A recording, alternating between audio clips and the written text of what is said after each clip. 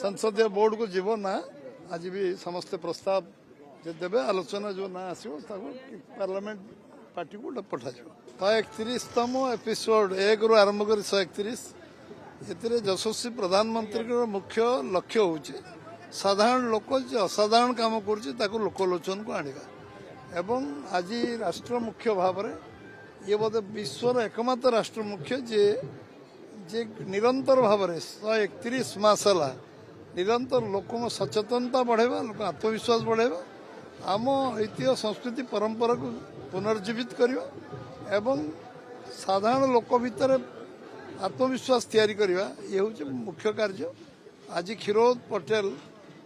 तार परिचय कहीं जान था आज प्रधानमंत्री ना नवा कारण एवं कर्म त्याग तपस्या साधना आज प्रधानमंत्री स्वीकृति केवल देना 140 कोटी लोक स्वीकृति से पाई एभली आज हजार हजार लक्ष लक्ष युवक माने चाष मन बढ़े और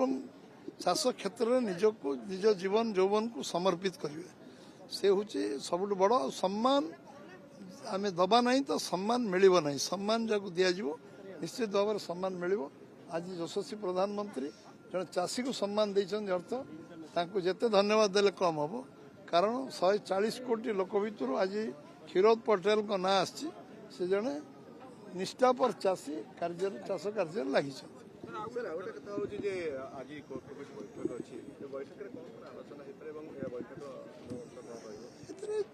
किसी एजेंडा जोटा निष्पत्ति हम समस्त बैठक जोटा निष्पत्ति करेंगे से अनुसार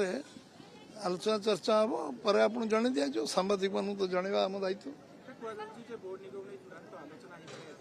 कौन हम एजेंडा जहाँ समस्त स्थिर करेंगे से अनुसार आलोचना हम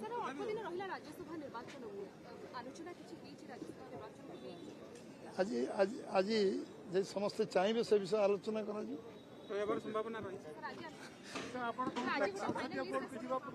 संसदीय बोर्ड को जीव ना आज भी समस्त प्रस्ताव जे देवे आलोचना जो ना आसो पार्लियामेंट पार्टी को पठा